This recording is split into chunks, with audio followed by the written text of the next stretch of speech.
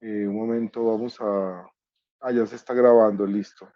Bueno, entonces hoy tenemos una presentación de uno de los estudiantes de la maestría en epidemiología de la cohorte 21, Mónica. Entonces, adelante, si quieres presentar acá, prende la cámara para que te presentes bueno, y ya luego la apagas y inicias tu presentación. Adelante. Bueno, muy buenos días, mucho gusto. Mi nombre es Mónica. Yo soy enfermera de la Universidad de Antioquia y actualmente estudiante de la maestría en epidemiología, cohorte 21. El día de hoy yo vengo a hablarles sobre el uso del cigarrillo y el cigarrillo electrónico en estudiantes universitarios. Yo escogí el artículo sobre este tema, ya que esta es la temática de interés para mi proyecto de grado.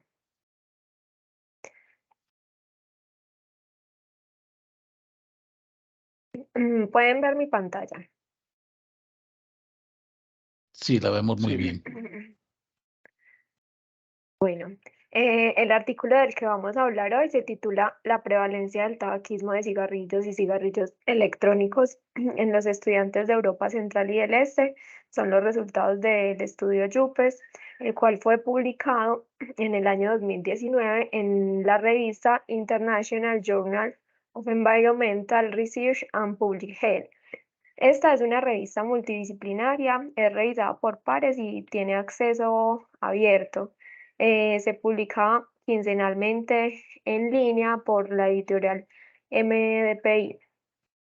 Esta revista abarca temas del área de las ciencias de la salud ambiental y salud pública. Tiene un cuartil Q2. Acá podemos ver también la trayectoria que ha tenido desde el 2005 hasta el 2022, en donde podemos mirar que a partir de más o menos del 2011, la revista ha mantenido el cuartil 2 y que en 3 años logró alcanzar el cuartil 1. Bueno, inicialmente les quiero contextualizar un poquito sobre el cigarrillo electrónico. El cigarrillo electrónico es uno de los más comunes sistemas electrónicos de administración de nicotina. Fue patentado en el año 2003 como método para la cesación del tabaco y comercializado posteriormente por las grandes industrias tabacaleras aproximadamente en el año 2013.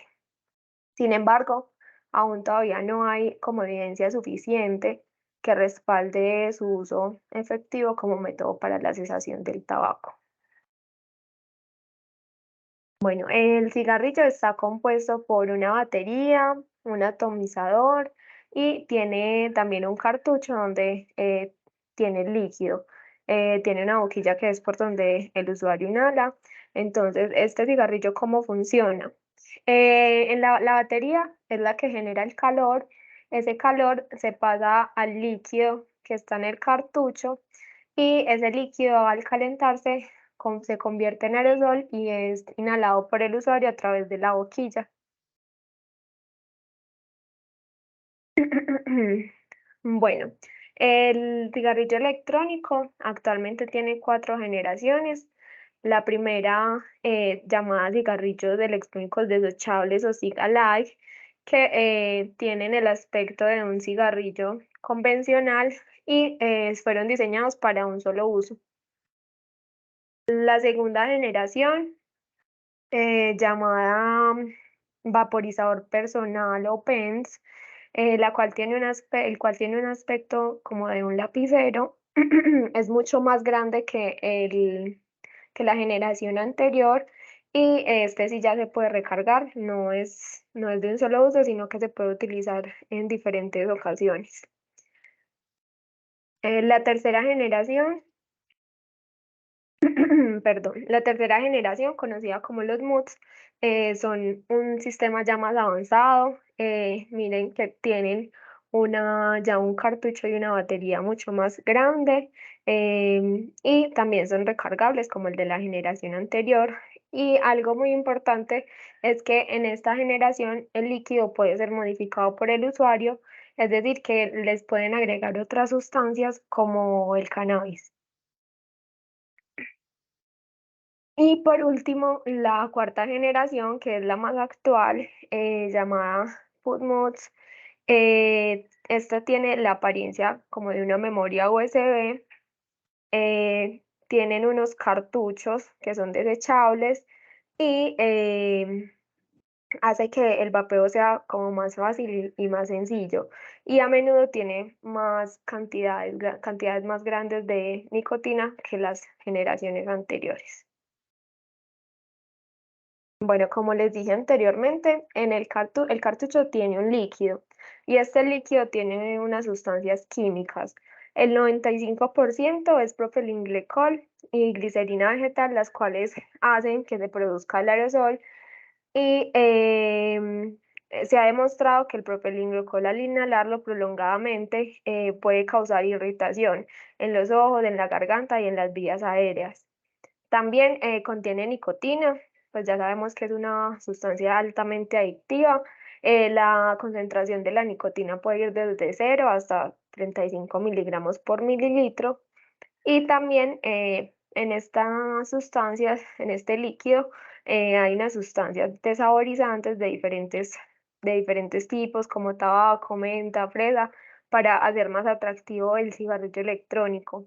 Y además también tiene unos aditivos para disminuir la irritación en la orofaringe. Bueno, y aparte de estas sustancias que contienen el líquido, también hay otras sustancias que son generadas al calentarse ese líquido que contiene el cigarrillo electrónico, como el formaldehído, el acetaldehído, las acroleínas y metales pesados como el níquel, el plomo y el estaño. Y cabe resaltar pues que algunas de estas sustancias son clasificadas como carcinogénicas. Bueno, el cigarrillo electrónico lleva muy tiempo en el mercado, aproximadamente 10 años, por lo tanto aún se desconocen sus efectos a largo plazo, pero la ciencia se ha enfocado en estudiar ese líquido que contiene el cigarrillo electrónico y mirar cuáles son sus efectos nocivos en salud. Entonces se tiene que en el sistema respiratorio es el más afectado porque esa es la vía de ingreso del aerosol que se genera en el cigarrillo electrónico. Se han encontrado casos de enfermedad pulmonar severa, lesión pulmonar, neumonía lipoidea, hemorragia alveolar difusa y neumonitis. Y además, en el año 2019, en Estados Unidos se presentó un brote de EVALI, que por sus siglas en inglés significa lesión pulmonar asociada al uso del cigarrillo electrónico. En este brote se presentaron aproximadamente 2.800 casos de personas hospitalizadas y se presentaron 68 muertes asociadas al EVALI. Otro sistema que se ve afectado es el sistema cardiovascular. Se han encontrado casos de usuarios de cigarrillo electrónico en donde se eleva la oxidación de las LDL y esto predispone a una generación de arteriosclerosis. Y también se han reportado casos que los usuarios de cigarrillo electrónico se ha visto que se les ha aumentado la frecuencia cardíaca basal.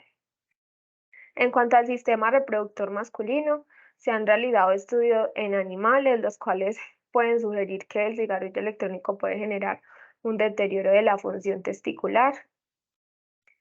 En la cavidad oral, como al realizar la inhalación, el aerosol del cigarrillo electrónico entra en contacto con la mucosa oral, se puede generar enfermedad periodontal, hemorragia gingival, también crecimiento de hongos oportunistas. En cáncer también se han realizado estudios en animales, los cuales sugieren que el consumo de cigarrillo electrónico podría estar relacionado con el adenocarcinoma pulmonar. Aparte de estos efectos en salud, también se han presentado accidentes por explosiones, ya que el cigarrillo electrónico contiene una batería, entonces esta se ha sobrecalentado y ha generado explosión, las cuales han generado quemaduras, laceraciones en cara, pérdida de piezas dentarias y falanges, y fractura de mandíbula y perforaciones en paladar. Por ejemplo, aquí tenemos el caso de un paciente masculino de 17 años de edad que presentó una fractura de mandíbula con pérdida de piezas dentarias asociada a la explosión de un cigarrillo electrónico. Y pues como los cigarrillos electrónicos contienen nicotina y su uso es en la mayoría en adolescentes y jóvenes, eso también puede alterar el desarrollo del cerebro, ya que el cerebro se continúa en desarrollo hasta los 25 años. Aparte de esto, también el cigarrillo electrónico genera un vapeo pasivo, es decir, que cuando una persona se expone al aerosol generado por un consumidor de cigarrillo electrónico en un ambiente cerrado. Entonces, así como en los cigarrillos tradicionales, en el cigarrillo electrónico también ocurre el vapeo pasivo.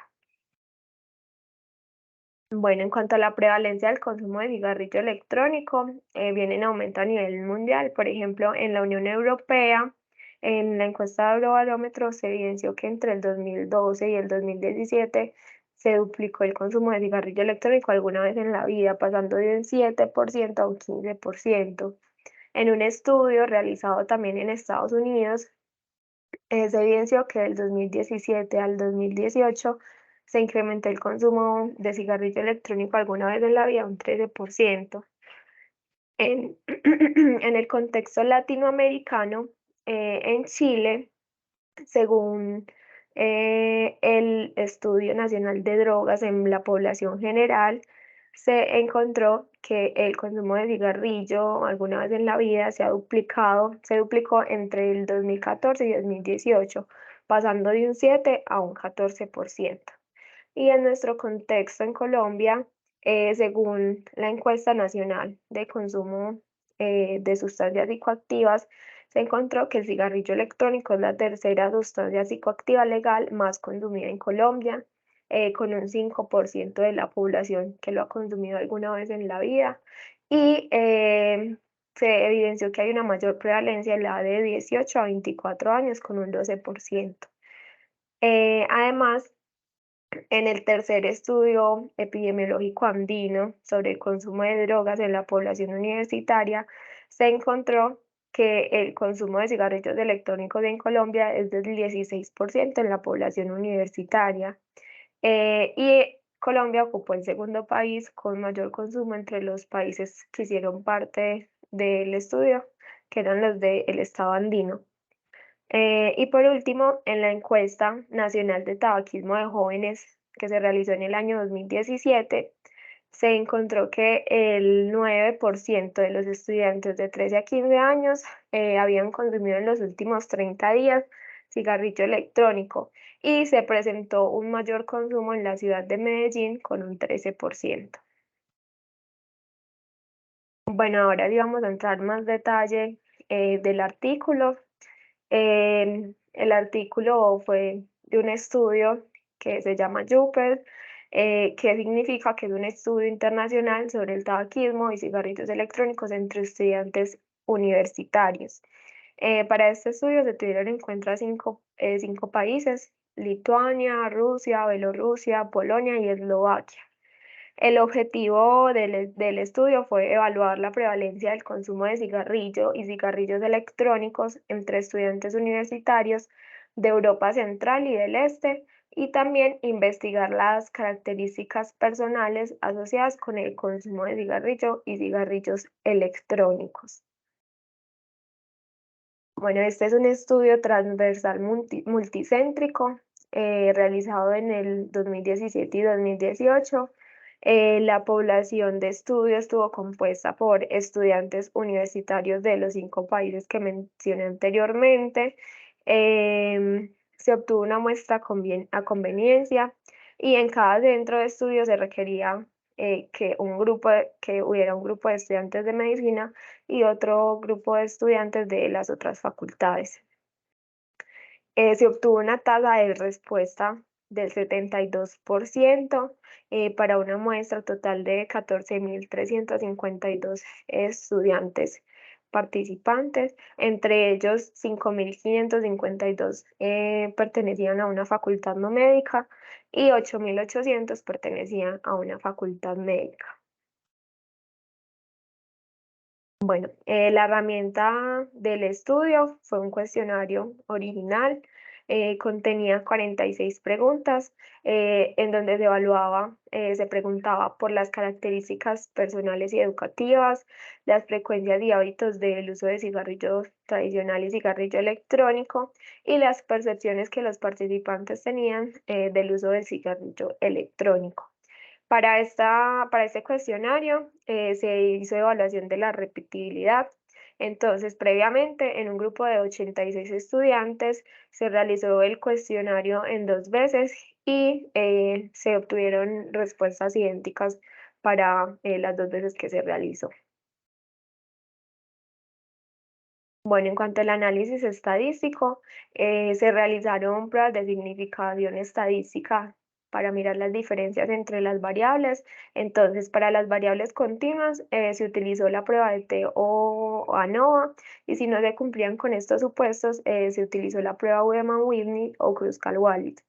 Y para las variables categóricas se utilizó la prueba de Chi-cuadrado de independencia. Estos resultados se presentaron en frecuencias, proporciones, con su intervalo de confianza y también en medias con su desviación estándar.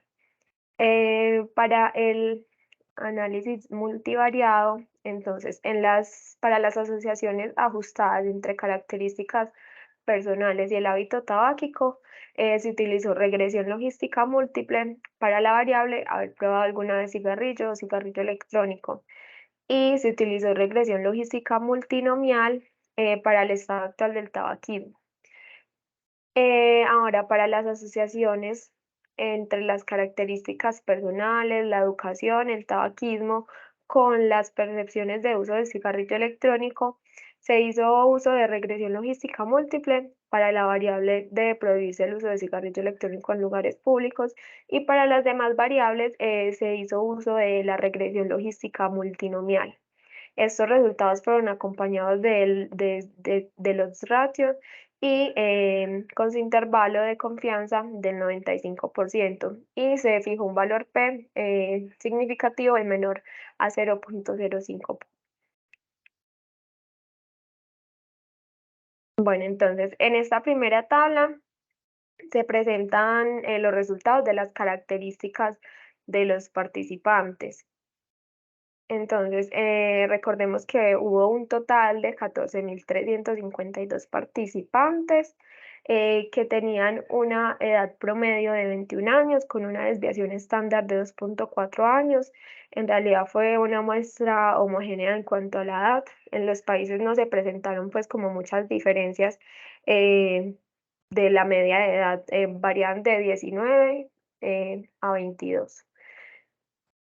En cuanto al sexo, se presentó un mayor porcentaje de estudiantes mujeres. Por cada 10 participantes del estudio, 7 eran mujeres y 3 eran hombres. Bueno, también hubo una mayor participación de estudiantes pertenecientes a una facultad médica con un 61.3% y para las facultades no médicas un 38.7%. En la pregunta de si tenían una enfermedad respiratoria crónica, solamente 1 de cada 10 participantes refirió tenerla. Y pues se tuvo una tasa de respuesta del 72%. Bueno, en esta tabla presentamos los resultados del uso del cigarrillo y cigarrillo electrónico alguna vez y la edad de iniciación del tabaquismo.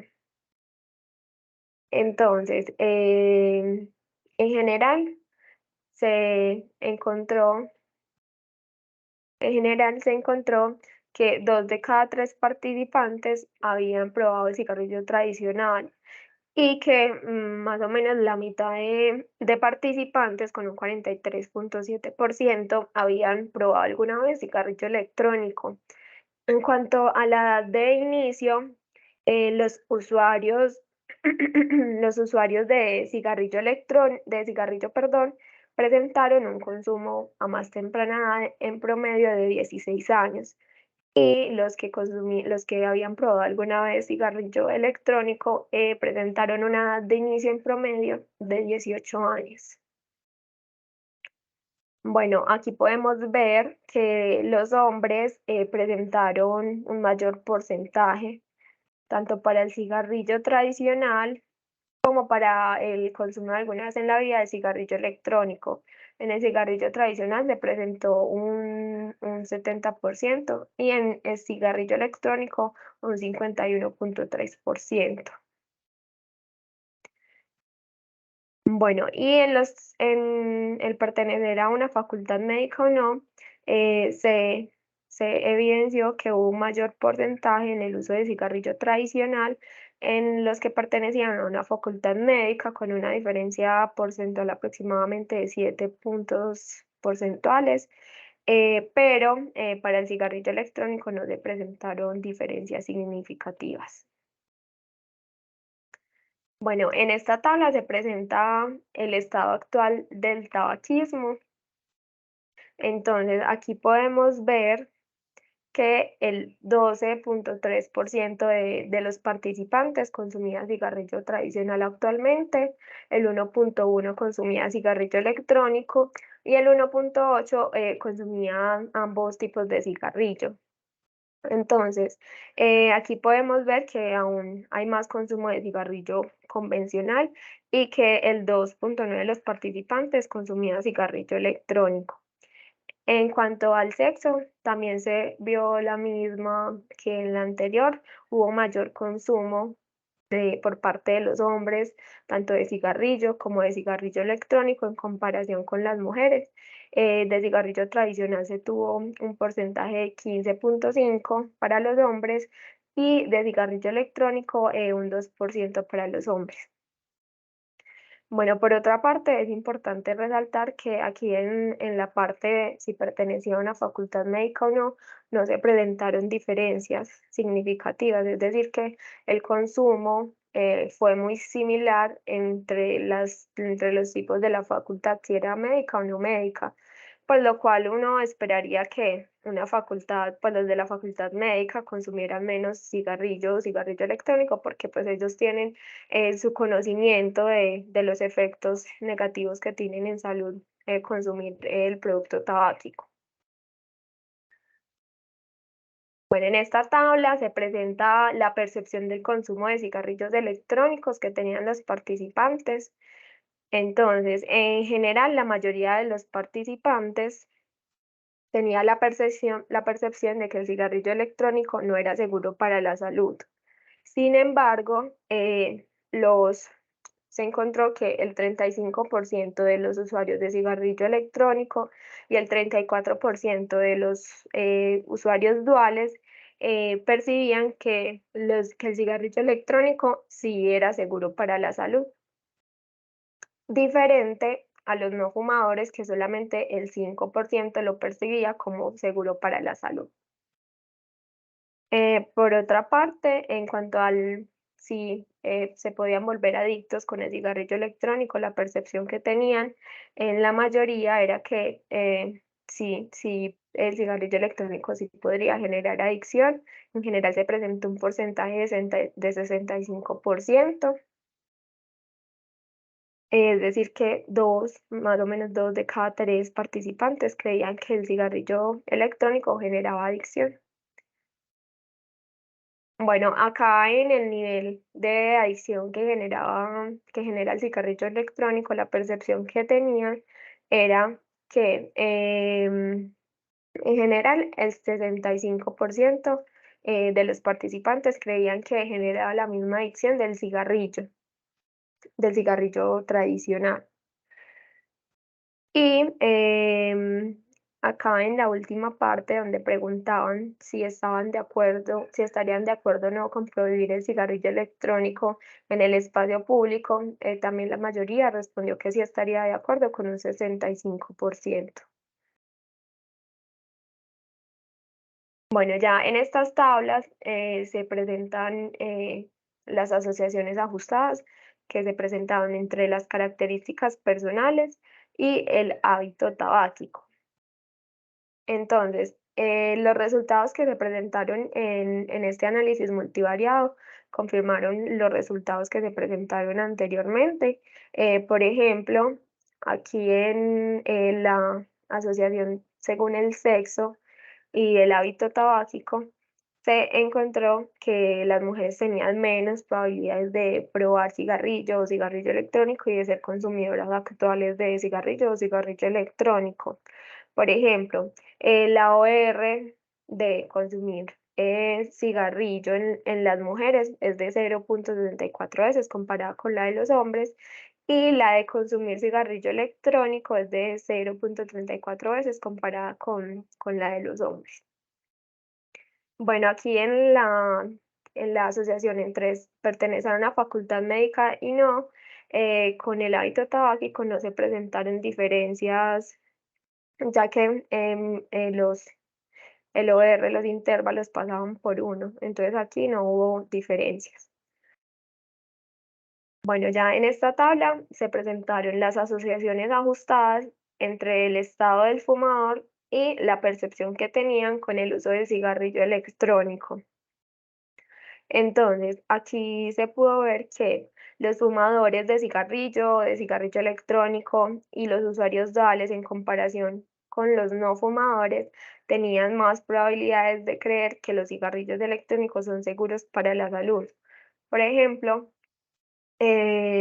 los fumadores exclusivos de cigarrillo electrónico tienen 15 veces la probabilidad de pensar que los cigarrillos electrónicos son seguros para la salud con respecto a los no fumadores.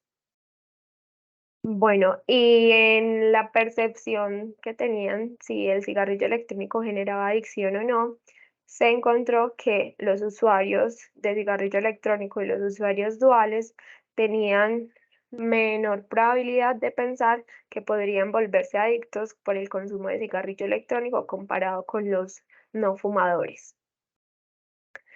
Y por último, ya acá en el nivel de adicción que percibían que genera el cigarrillo electrónico, se encontró que los consumidores de cigarrillo electrónico tienen 3,74 veces la probabilidad de pensar que los cigarrillos electrónicos son menos adictivos que el cigarrillo tradicional.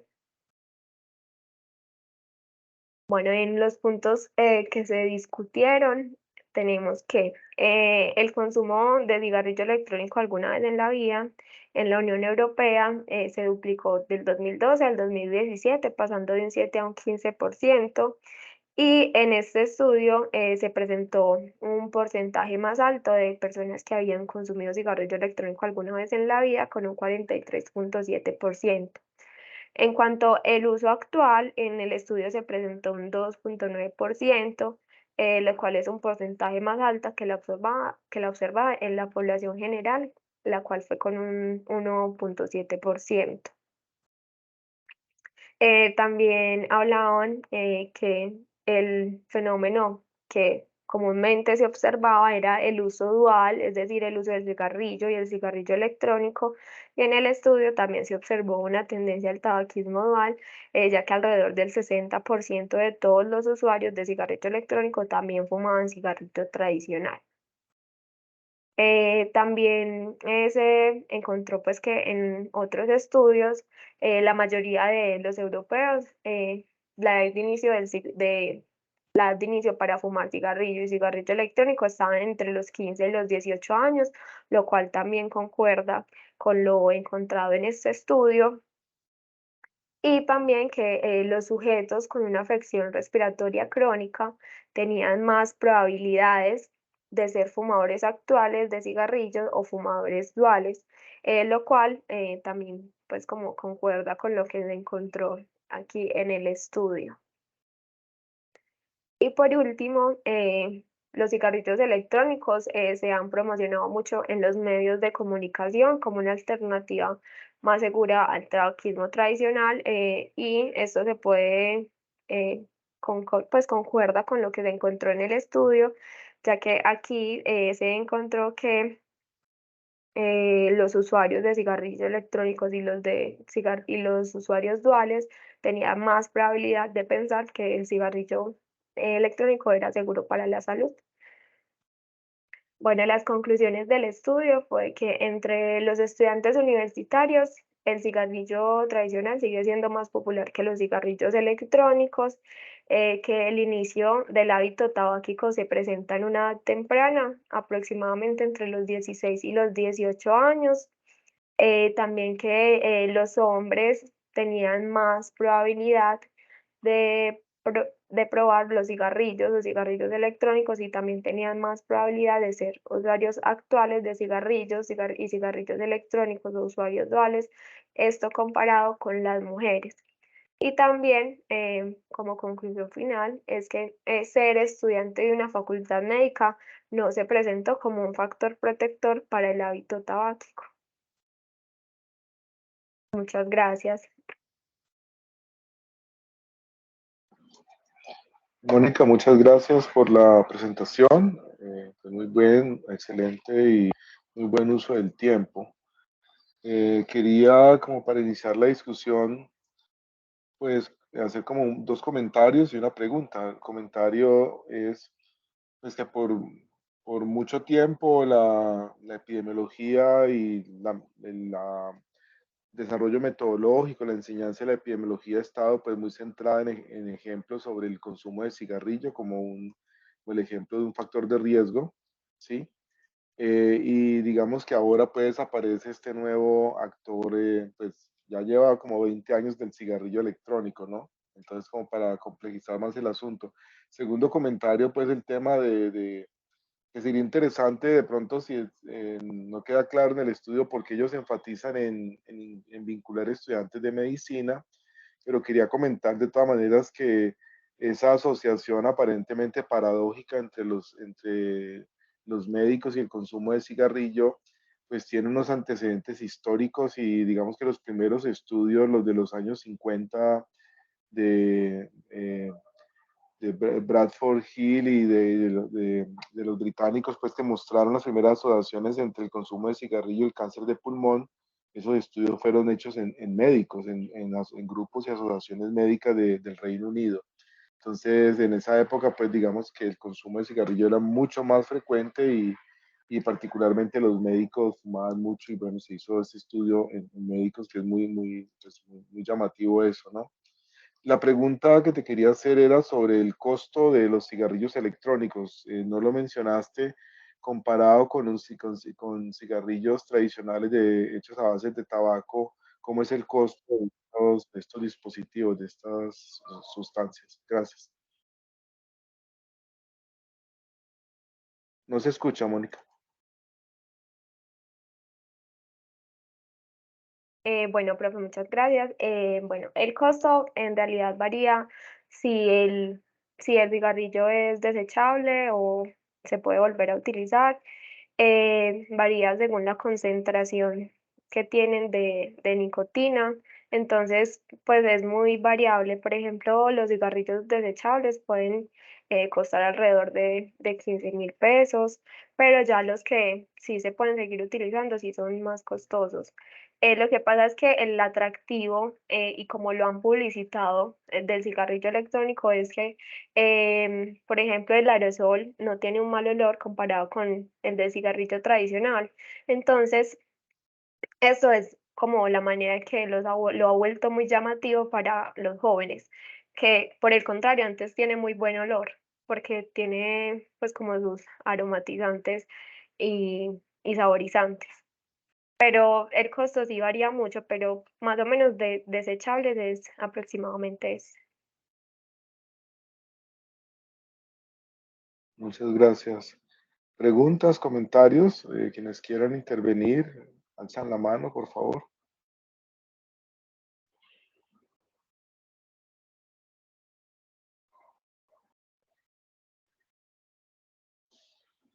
Sí, profe Elkin, adelante.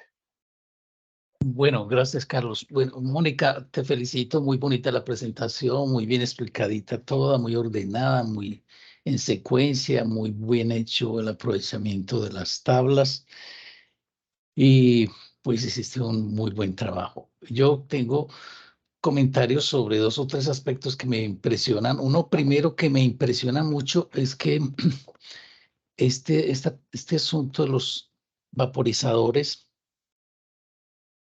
surge como la idea de una opción terapéutica para el tabaquismo, para el hábito tabáquico, como quien dice, una posibilidad de cesación, como quien dice, un estado transicional en el cual la persona cambia el humo por un vapor más, presumiblemente más saludable, pero conteniendo la cantidad de nicotina que haga un proceso, como digamos, de transicional de deshabituación, de que el hábito de la adicción a la nicotina se vaya mermando y entonces eso conduzca al final a que la persona simplemente deja de fumar, deja de necesitar la nicotina y se convierte en una persona, dijéramos, normal y sana desde el punto de vista de este hábito tan crítico, tan sin sentido. Pero curiosamente, una técnica que plantea que va a ser como una solución al problema del tabaquismo empieza a convertirse en un problema adicional, como lo decía el profe Carlos, de un asunto que empieza a ser de uso intensivo y no en los grandes fumadores que llevan mucho tiempo, sino en los jóvenes que apenas van a empezar su vida en la plena adolescencia y solo por el, dijéramos, asunto de la curiosidad empiezan a explorar otras opciones, dijéramos, ociosas, por decirlo así, y entonces empieza a desatarse como una especie de industria alrededor del asunto, es decir, con la idea de que iban a mejorar el asunto de la cesación tabáquica, aparecen estas oportunidades y lo que empieza a aparecer es entonces otra variedad, otra forma de iniciarse en el hábito de la adicción a la nicotina. Es crítico y es sorprendente también el hecho de que en muy poco tiempo han trabajado, dijéramos, comercial e industrialmente en hacer unas etapas para hacer más sofisticado, más atractivo, más seductor, más cautivante el hecho, por ejemplo, de respirar ese vapor y de jugar con las esencias, con los sabores, con los diseños, con los colores, con las apariencias, con los precios, con la posibilidad de facilitar que sea muy portable, muy cargable, muy fácil de camuflar entre las USBs o entre los lapiceros. Y entonces es toda una estrategia comercial montada para caer a una población muy vulnerable, muy sensible, muy influenciable, que son los jóvenes y los adolescentes, con el fin de prácticamente seducirlos a una especie de nuevo hábito y con todas las consecuencias que tú nos mencionaste desde el punto de vista patológico, y sin preocuparse por eso, la idea sería como ir creciendo la comercialización de estos productos. Como tú nos mostrabas también en Europa, en América y aquí en Colombia también se ve como progresivamente se van pasando de proporciones que empiezan en el 1, 2, 3%, 7%, 14, 15% y van creciendo. O sea, la estrategia comercial les está funcionando a esas industrias y no se está logrando el fenómeno fundamental o digamos la intención preliminar que era disminuir el tabaquismo, sino que antes que se estaría aumentando sobre el hecho de crear nuevas formas de consumir la nicotina con los otros riesgos que ya tú has mencionado, que no son nada menores. Entonces, para resumir, mi impresión muy grande es cómo en la historia de la medicina y de la salud pública aparecen supuestas soluciones o ideas que presumiblemente pretenden ser terapéuticas y restauradoras de la condición normal y mentiras que se van volviendo por el aprovechamiento de las grandes empresas transnacionales y de todos los intereses comerciales se van convirtiendo en otra forma de generar dependencias, en este caso con la nicotina, o como se ve en otras cosas, por ejemplo en cardiovasculares con las famosas estatinas, como quien dice, si se pueden bajar los niveles de colesterol que son dañinos al organismo, entonces la gente dice, hagámoslo incluso preventivamente como una forma cardioprotectora, bajemos los niveles de colesterol y entonces las estatinas se volvieron ya, como quien dice, una droga que se usa con criterio hasta preventivo. Los antiagregantes plaquetarios para evitar que se formen coágulos y de esa forma presumiblemente se eviten infartos agudos del miocardio. Entonces ahora los antiagregantes plaquetarios se usan todos por todas partes y con actitudes que presumen ser eh, preventivas. Con los hipoglicemiantes orales, la metformina se ha vuelto también ya una droga que se utiliza casi con actitud profiláctica o preventiva de la diabetes. Entonces surgen los términos como prehipertenso, prediabético, para generar, dijéramos, un grupo grande de consumidores de drogas que tendrían potencialmente la idea de ser preventivas, y en última instancia lo que hacen es simplemente aumentar el caudal de medicación y de dependencia que tienen las personas de los medicamentos. Entonces aquí, para resumir y finalizar, el punto es cómo una intención que plantea ser una alternativa de la cesación del tabaquismo se convierte más bien en otra fuente de adicción, y se utilizan todas las estrategias, dijéramos, comerciales y mercantilistas para caer sobre una población muy vulnerable que son los jóvenes. Y mira, por ejemplo, en este estudio se dice que ya llega casi a un 43%, por decir, las personas que por curiosidad usan el cigarrillo electrónico. ¿Eso qué quiere decir?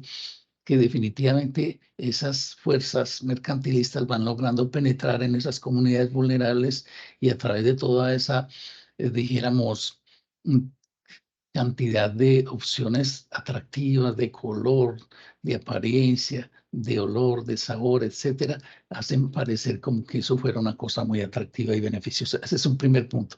Y el segundo punto que sí me importa mucho, me parece, es que nosotros, los que trabajamos en el área de la salud, deberíamos ser por definición las personas que mejor nivel de salud tenemos y mejores comportamientos en salud tenemos, puesto que si conocemos la lógica, la fisiología, la fisiopatología, y sabemos los riesgos que representa un hábito, pues seríamos las personas que estaremos en primera instancia conminadas como a decir, vamos a ser los líderes, los adalides de lo que es la prevención y el buen estilo de vida. Pero eso, pues aquí en este estudio también se muestra que no se cumple, y en los estudios que mencionaba el profe Carlos ahora también se ve esa contradicción curiosa de que profesionales del área de la salud y médicos en particular, aún reuniones de cardiólogos, se veía que los hábitos de vida en las personas que supuestamente son los que saben sobre salud y debieran ejemplarizar no ocurren. ¿Por qué eso? Eso es una pregunta para reflexionar. ¿Por qué las personas que estudiamos la salud, que vivimos, dijéramos, el proceso de primera mano de conocer los riesgos que se tienen en ciertos hábitos, porque no somos precisamente los modelos ideales de imitación o de ejemplarización respecto a lo que llamamos un estilo de vida saludable?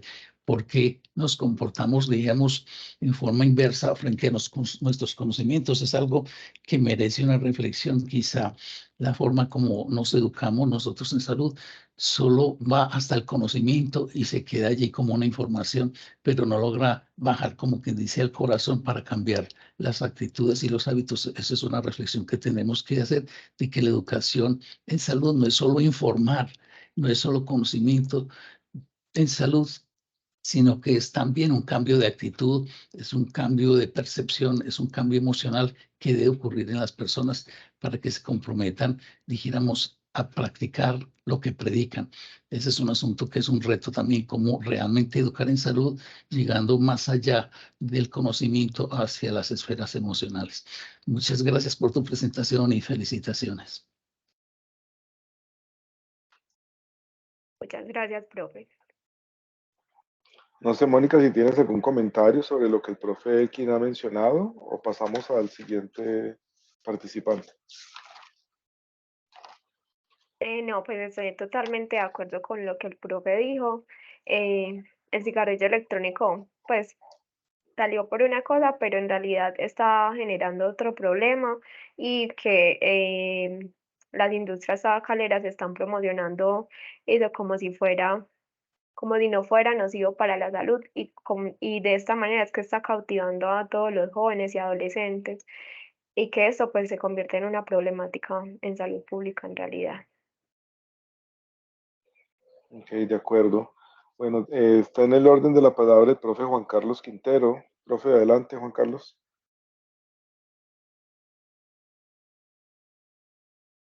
Buenos días. Hola. ¿Escuchan bien? Sí, Sí, te dale. escuchamos. Bueno, no, en primer lugar, pues felicitaciones a Mónica por su presentación y por haber traído este trabajo al Club de Revista. Me parece que tiene muchas cosas que se pueden aprender y otras cosas que se pueden criticar desde el punto de vista de los métodos que se utilizan en epidemiología. Uno de ellos que me llama la atención es lo relacionado con el diseño en muestreo o la toma de la muestra, porque a menudo nosotros estamos muy tentados siempre a pensar solamente en el tamaño de la muestra. Y como vemos en este trabajo, es un tamaño de muestra muy grande, un tamaño de muestra que le permite uno hacer una muy buena descripción, pero la pregunta está dirigida es a hacer la inferencia. Así ese tipo de muestreo que fue a conveniencia me permite hacer la inferencia que el artículo está realizando.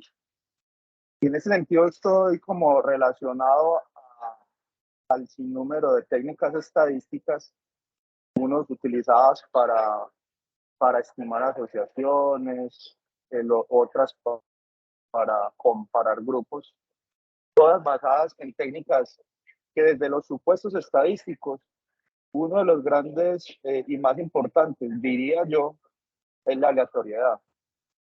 Es pensar en que esa muestra o esos grupos de muestras fueron seleccionados de una manera adecuada para, primero, hacer las comparaciones, segundo, hacer las asociaciones que van acompañadas de un intervalo de confianza. En ese sentido, me parece pertinente porque pues, estamos en un gremio académico donde usualmente hacemos estas metodologías y me parece que desde el Club de Revista y desde el grupo de epidemiología deberíamos de empezar a mirar eso. Es prudente realizar todo este tipo de inferencias a partir de muestras a conveniencias o no probabilísticas. ¿Hasta dónde llegan los análisis de una muestra a conveniencia o no probabilística?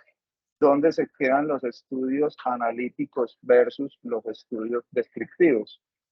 Entonces es algo como que me llama la atención porque definitivamente, por ejemplo, la primera conclusión, en Europa, yo no recuerdo bien cuál es el desenlace, pero es el número de 2%, algo así, y en este estudio encuentran un 40 y pico por ciento. A mí eso me llama la atención. O sea, yo no sé si eso realmente está infiriéndose a esos países donde se hizo el estudio o definitivamente por la naturaleza de la toma de las muestras que se utilizaron en el estudio no permite definitivamente hacer esa inferencia, o sea, hacer esa inferencia a todos esos países. Y definitivamente me parece más prudente, esto sí es algo más personal, haber contado los resultados por nombre y apellido, o sea, no hablarlo desde un país, a nivel de país o a nivel de países, como lo dice el artículo, que es multicéntrico, sino ponerle nombre y apellido donde realmente fue el estudio, en qué universidades, en qué regiones, porque definitivamente cuando inician una toma de muestra conveniencia, ya uno piensa en ciertas cosas. Era como mi comentario y a la vez como una apertura, un diálogo que deberíamos de tener.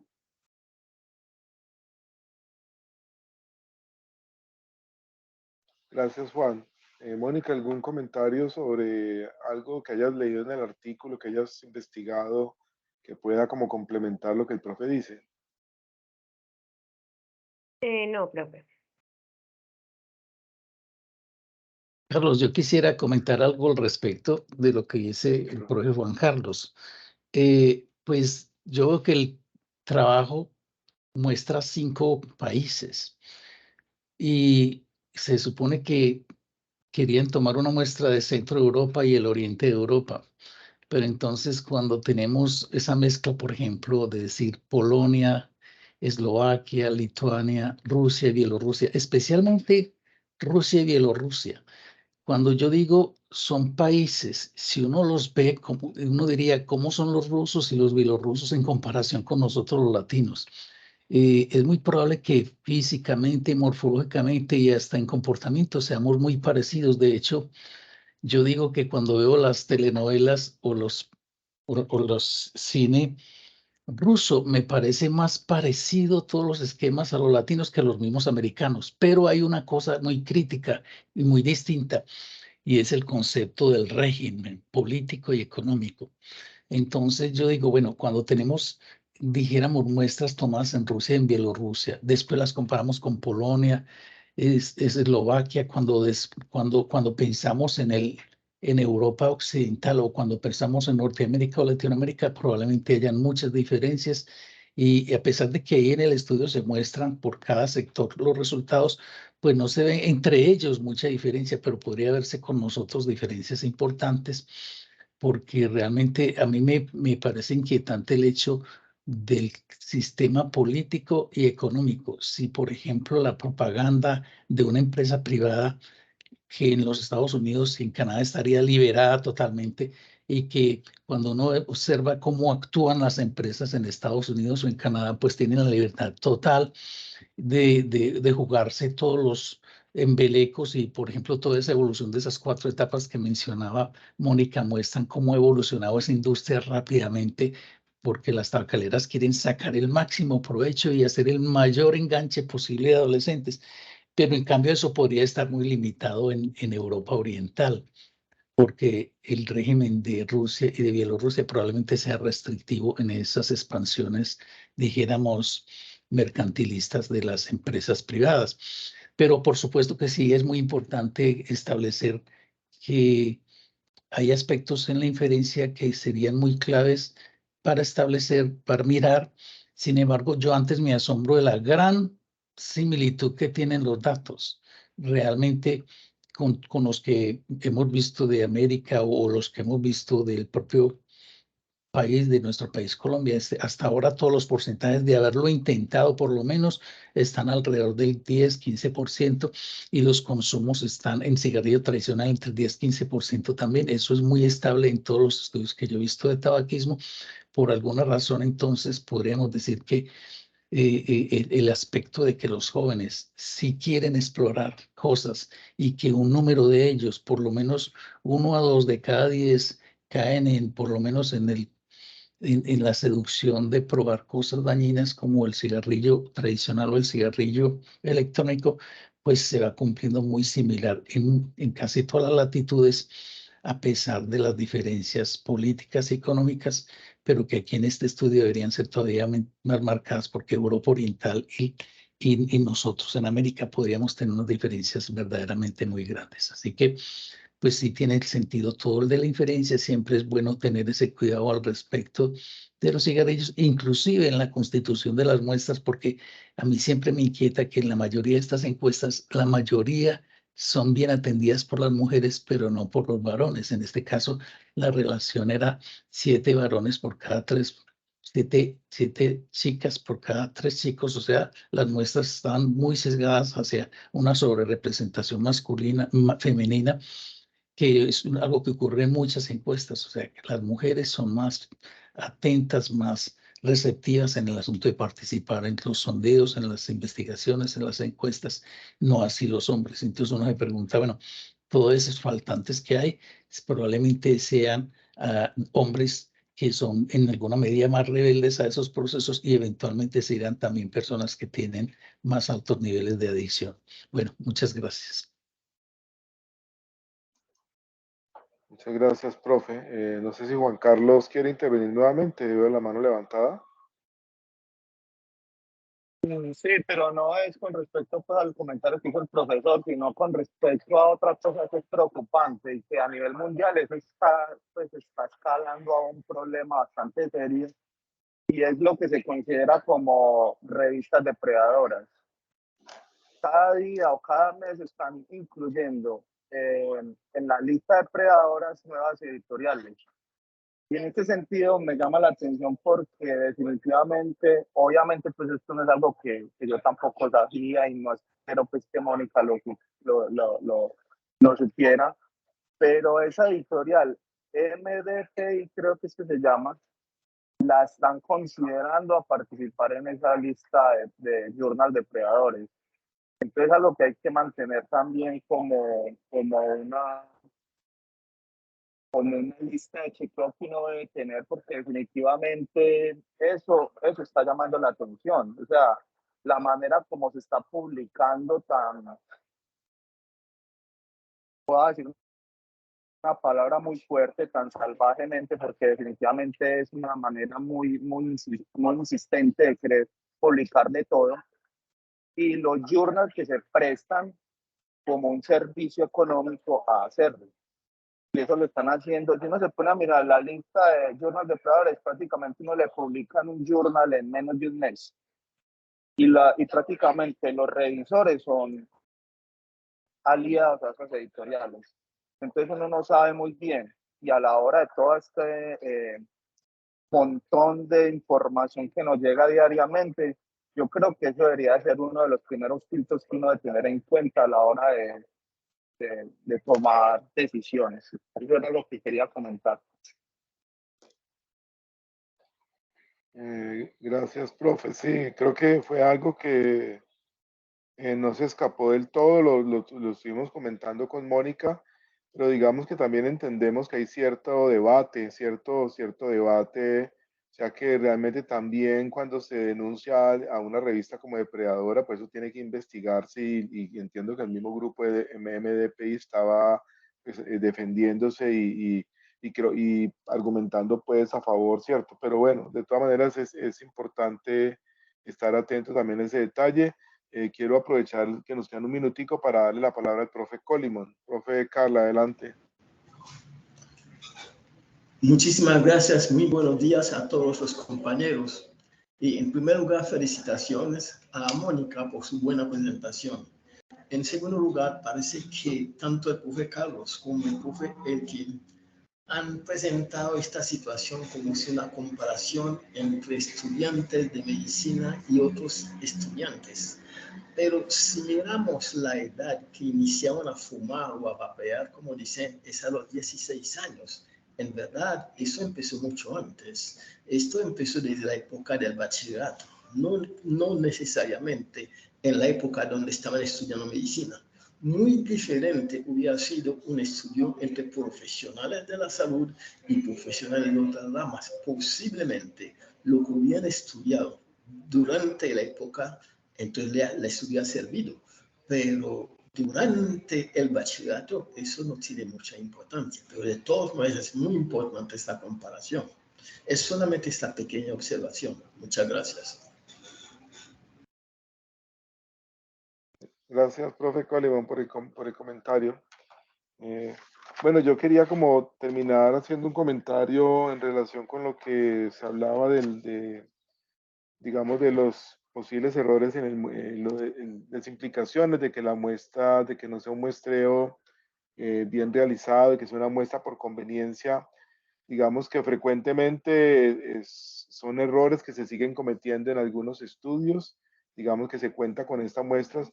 Sin embargo, digamos como el mismo profe quien lo decía, es una cantidad de información, son muchísimos participantes, son 5 países, o sea que yo personalmente diría, bueno, algo tiene que decirnos este estudio, puede que no tengamos toda la solidez científica para hacer las inferencias, pero algo nos tiene que estar mostrando y un poco mirando características de la muestra, como lo que señalaban también de una desproporción de mujeres y posiblemente por efectos del carácter voluntario de personas, seguramente, pues que la teoría dice que es personas con hábitos más sanos, seguramente más propensos a participar.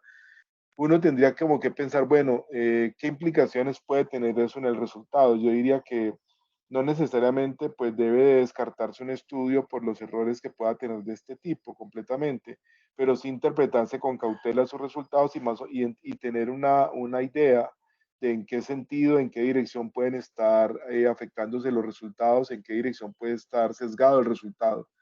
Creo yo que pensaría que en este caso uno diría se está subestimando posiblemente el problema, ¿cierto? Pensaría uno. O sea que posiblemente el problema pueda ser mayor de lo que el estudio esté mostrando. Entonces es un poco como esa reflexión que habrá que hacerse siempre frente a un estudio propio o ajeno, ¿cierto? Y de ver digamos, la teoría, ¿cierto? De la epidemiología, cómo nos orienta en este proceso. Bueno, eso es todo.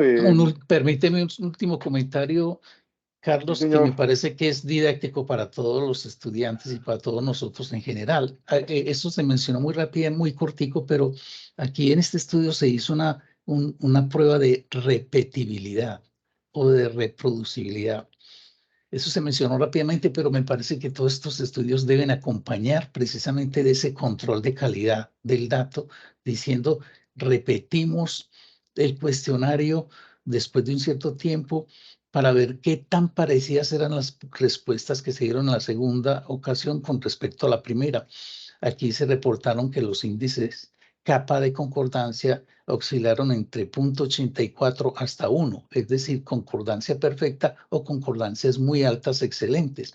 Esto me pareció un detalle muy interesante, es que toda encuesta que se respete debería también cargar su propio control de calidad, haciendo una prueba de repetibilidad de un cierto número de personas. En este caso fueron cerca de 86 personas a quienes se les repitió el cuestionario, pero que pudieron mostrar que tanto en el primero como en el segundo ejercicio de responder al cuestionario, las preguntas fueron muy concordantes, en ocasiones simplemente idénticas. Eso es un factor de calidad que me parece que debe resaltarse y acompañar todo estudio que sea posible. Gracias. Gracias, profe. Muy buen dato. Bueno, Mónica, muchas gracias por la presentación. Muy interesante el tema. Gracias por ilustrarnos sobre este pues, nuevo problema de la salud pública. Bueno, gracias a todos por su participación, asistencia. Nos vemos acá el próximo miércoles. Que estén muy bien. Buen día, Muchas recuerdo. gracias, profe. Chao. Feliz Gracias. Día, Muchas chao. gracias.